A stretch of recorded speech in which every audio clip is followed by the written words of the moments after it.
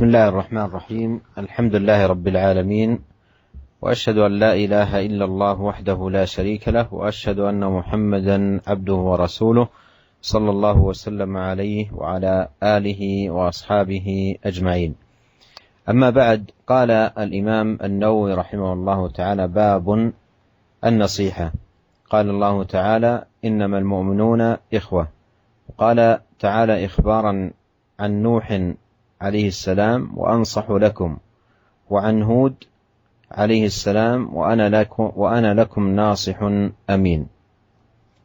هذا الباب أيها الإخوة المستمعون الكرام عقده الإمام النووي رحمه الله تعالى لبيان النصيحة ومكانتها العظيمة من دين الله سبحانه وتعالى. وسيأتي معنا في الحديث النبوي أن الدين النصيحة، وهذا ولا شك يبين لنا مكانة النصيحة العلية ومنزلتها الرفيعة. والنصيحة هي إرادة الخير للغير وبذله له، بحيث يكون القلب سليما وتكون الجوارح تبعا لذلك عاملة بالخير تجاه الغير، فيحب له ما يحب لنفسه من الخير، ويدعو له بظهر الغيب بما فيه الخير له من مغفرة أو رحمة أو عتق من النار، وأيضا يبين له أبواب الخير وسبله. وأما ضد النصيحة فهو الغش والخيانة والخديعة والمكر والاستهزاء وغير ذلك. هذه الأشياء كلها ضد النصيحة. وقد أورد رحمه الله تعالى أولا قول الله تعالى: إنما المؤمنون إخوة، منبها رحمه الله بإراده لهذه الآية أن من ثمرات الأخوة الدينية ومستلزماتها النصح. فإذا كانت الأخوة الدينية ثابتة ومتمكنة في القلوب، فإن من تمكنت في قلبه النصيحة سيكون ناصحا للآخرين. فإذا لم يكن ناصحا بل كان غاشا أو ماكرا أو مستهزئا أو غير ذلك، فهذا ولا شك من ضعف قوته الدينية. قال: إنما المؤمنون إخوة فأصلحوا بين أخويكم واتقوا الله لعلكم ترحمون. ثم أورد آيتين عن نوح عليه السلام أنه قال: وأنصح لكم، وعن هود عليه السلام أنه قال: وأنا لكم ناصح أمين، منبها بذلك رحمه الله أن النصح للناس هو دأب الأنبياء ونهج المرسلين. فالأنبياء نصحه لأقوامهم، لا يريدون لهم إلا الخير ولا يدعونهم إلا إلى الخير، فهم ناصحون لهم. وثبوت النصيحة فيه نفي ضدها ونقيضها. وعلى كل فالنصيحة مكانتها عظيمة، والواجب على كل مسلم أن يكون ناصحا لإخوانه محققا النصيحة بمعانيها العظيمة ودلالاتها القويمة المباركة. Bismillahirrahmanirrahim. Alhamdulillah, segala puji dan syukur kita panjatkan kehadirat Allah Subhanahu wa taala, dan kita bersaksi bahwasanya tidak ada sesembahan yang berhak untuk diserahkan ibadah dan ketundukan kecuali Rabbul Alamin, penguasa alam semesta ini. Dan kita bersaksi bahwasanya Muhammad adalah utusan Allah dan hamba Allah. Semoga salawat dan salam senantiasa tercurahkan kepada beliau dan juga kepada kerabat beliau serta kepada seluruh sahabat beliau tanpa terkecuali.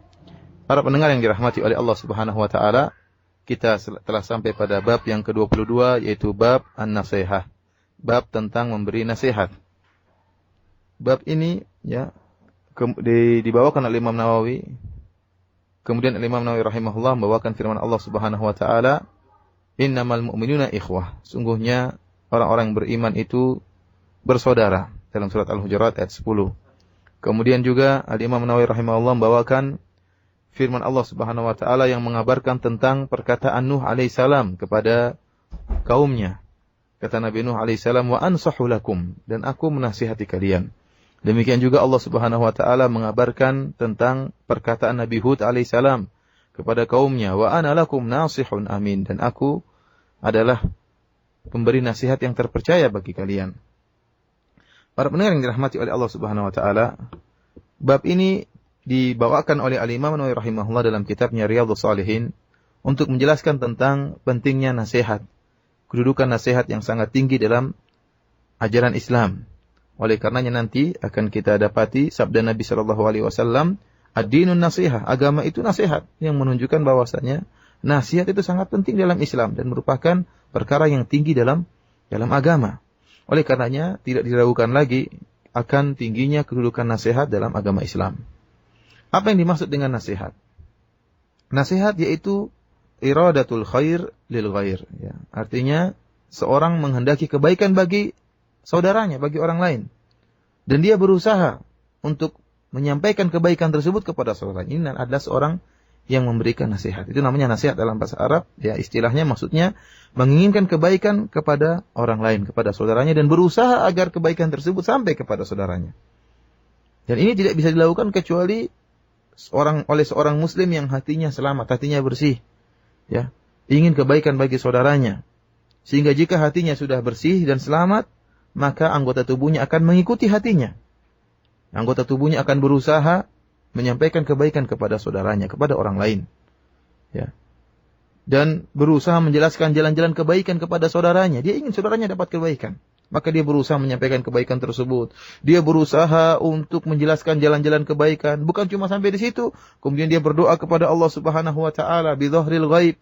Dia berdoa agar Allah Subhanahu wa taala yang memberi rahmat kepada saudaranya tersebut, agar Allah Subhanahu wa taala mengampuni dosa-dosa saudaranya, agar Allah Subhanahu wa taala membebaskan saudaranya dari siksaan api neraka. Ini adalah nasihat yang benar dari seorang muslim yang hatinya bersih. Lawan dari nasihat adalah al-ghish, ya, berbuat curang, al-makar, al-khida, al-istihza, ya, lawan daripada nasihat yaitu berbuat curang, menipu saudaranya, ya, mempermainkan saudaranya, ya, mengejek saudaranya. Ini semua lawan dari bentuk nasihat, menunjukkan ketidakberesan dalam hati seorang. Al-Imam Nawawi rahimahullah membawakan ayat yang pertama sebagaimana tadi telah kita sebutkan, firman Allah dalam surat Al-Hujurat ayat 10. Allah berfirman, "Innamal mu'minuna ikhwah." Sungguhnya orang-orang yang beriman adalah saling bersaudara. Maksud dari Al-Imam Nawawi rahimahullah membawakan ayat ini untuk mengingatkan bahwasanya buah daripada ukhuwah, buah daripada persaudaraan imaniyah adalah nasihat. Kalau memang benar persaudaraan karena persaudaraan keimanan yang dijalin di antara kaum mukminin itu benar-benar kuat dalam hati-hati mereka, maka akan menumbuhkan dan akan membuahkan nasihat. Seorang yang merasa orang lain adalah saudaranya sama mukmin, maka dia akan berusaha menasihati saudaranya. Dia ingin kebaikan bagi saudaranya. Adapun jika seorang kemudian tidak memiliki sifat nasihat kepada saudaranya, ya, bahkan sebaliknya mempermainkan saudaranya, menipu saudaranya, ya, memperolok-olok saudaranya, ini menunjukkan bahwasanya nilai keimanan, nilai ukhuwah dalam dirinya kurang. Oleh karenanya Allah Subhanahu wa taala mengingatkan innamal mu'minuna ikhwah. Sungguhnya orang-orang yang beriman bersaudara, untuk mengingatkan kepada kita bahwasanya ada kelaziman di balik tali persaudaraan yang kita jalin, yaitu kita menasihati saudara kita, kita inginkan kebaikan bagi saudara kita. Kemudian Al-Imam Nawawi rahimahullah membawakan ayat berikutnya, ya, dari perkataan Nabi Nuh alaihissalam dalam surat Al-A'raf ayat 62. Nabi Nuh alaihissalam berkata kepada kaumnya, "Wa ansahu lakum," dan aku menasihati kalian. Demikian juga perkataan Nabi Hud alaihissalam kepada kaumnya, "Wa ana lakum nasihun amin." Wahai kaumku, sungguhnya aku adalah pemberi nasihat yang terpercaya bagi kalian. Maksud dari Al-Imam Nawawi rahimahullah bahwasanya demikianlah, ya, demikianlah para nabi. Mereka adalah para pemberi nasihat. Mereka menginginkan kebaikan kepada umatnya. Allah Subhanahu wa taala mengutus para nabi dan mengutus para rasul dengan memiliki sifat ini. Para nabi dan para rasul, adat mereka, sifat mereka, kebiasaan mereka adalah memberi nasihat kepada kaumnya. Mereka tidak menginginkan kepada kaumnya kecuali kebaikan. Dan tentunya jika mereka menginginkan kebaikan kepada kaumnya, tentunya mereka tidak ingin lawan dari kebaikan. Mereka tidak ingin keburukan bagi kaum mereka. Intinya, para pendengar yang dirahmati oleh Allah Subhanahu wa taala, bahwasanya nasihat memiliki kedudukan yang tinggi. Oleh karenanya wajib bagi seorang muslim untuk menjadi seorang yang memiliki sifat nasihat kepada saudara-saudaranya, ya, berusaha untuk mewujudkan kebaikan-kebaikan yang timbul di balik nasihat tersebut agar dia mendapatkan berkah dari Allah Subhanahu wa taala.